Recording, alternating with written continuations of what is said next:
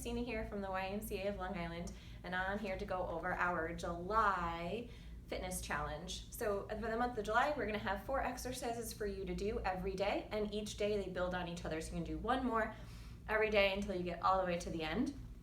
So for day 1, we're gonna do 1 push-up, we're gonna do 1 squat, we're gonna do 1 sit-up or a crunch. You get to choose which one's right for your body, your spinal alignment, and then your other choice is either 1 burpee or 1 jumping jack.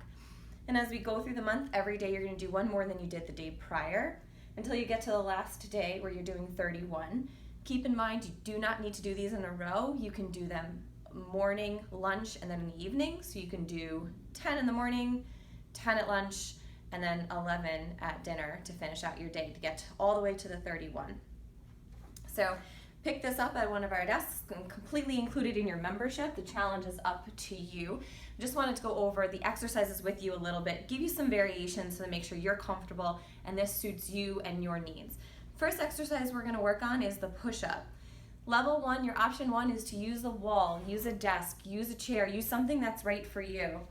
You want your hands, however, in line with your shoulders. So the trick usually when we come to the wall is we have a tendency to put our hands higher. So you want to bring your hands a little bit lower so that when you step back, you're still in alignment. You bring yourself down towards the wall and then push yourself away from the wall. Next option is to come down towards the ground. Hands are in that same position, so we want our wrists, our elbows, and our shoulders in alignment. Come down to your knees. Your head is long and looking out in front. You drop to 90 degrees at your elbows and then push the floor away. And then as you continue to get stronger and you're ready, you get your full push-up, you're on your toes, your head is still in alignment, you drop to the 90 degrees and you push yourself away. So that's our first exercise. Choose what's right to you. Maybe as you get stronger throughout the month, you do 1 or 2 on your toes, the rest on your knees, and possibly with the wall, and adjusting as it's right for you and your shoulders. Our second exercise is our squat. So feet are positioned outside our hips. If it's right for you, your toes might naturally externally rotate, and that's fine. Your tush goes back, your knees stay forward, and you drive through. Full range of motion is entirely up to you, what's right for you. You might want to possibly even use a chair to sit into. So if it's better for you to come down to a full seated position and then bring yourself back up. Careful, the chair I just chose has wheels on it. You don't want it to run away from you when you're doing your sets. Or as you do your body weight, you're able to drop deeper and deeper. Hands are for balance, so use them where they're right for you. Our next exercise gives you an option. You're either gonna do a full sit-up or a crunch or another abdominal exercise that's right for you, especially if you have a sensitive back or any spinal injury whatsoever. So as we come down for our crunch or our sit-up, we want our feet, heels, fingertip distance away. Fingertips come to our temples, and the reason we wanna do that is because if we pull it behind our neck, we have a tendency to grab on. So the recommendation is you're relaxed at your head and your neck. You draw your stomach in as you rise. There's your crunch. Gaze goes between your thighs, and you roll your ribs down and you pull your hips in. So you're doing kind of like an accordion motion in your core.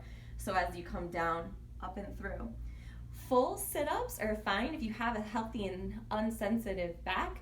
Hands, same place wherever you want them. You might need momentum to come all the way up, and that's okay. But if you can, you bring your hands to your shoulders, to your head, possibly to the back of your head as you come all the way up and through. So wherever it's right for you to drive through.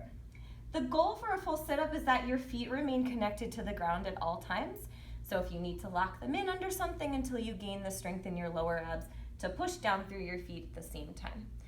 And last but not least, burpees or jumping jacks, which is also your choice between the two that you might want to do. For a burpee, I'm going to show you a bunch of variations. My first variation is you're going to bring your hands down to the ground. You're going to step your feet back. You can drop to your knees and do a push-up and stand in and rise. There's option 1. Option 2, your hands come back. You jump your feet instead of stepping your feet. You do or do not do a push-up, your choice. And your feet come in and you stand up. If that's still not right for you and you need a little bit more support, I'm gonna grab this table here for us. Welcome to the conference room at the YMCA Association office. Hands come down a little bit to the table. Our feet step back. Your option to do the push-up. Your feet come in and you step up. Don't choose a rolling table like I just did, but choose the variation that again is right and best for you. Final and last exercise, if you chose it, was your jumping jack. Feet go out and in, and hands join. You can always do a side tap if this is better for you.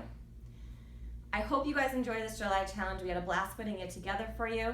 We look forward to seeing your results. Any questions, don't hesitate to find us. Check us out on the web, check us out on Instagram, Facebook, and of course, back here at YouTube.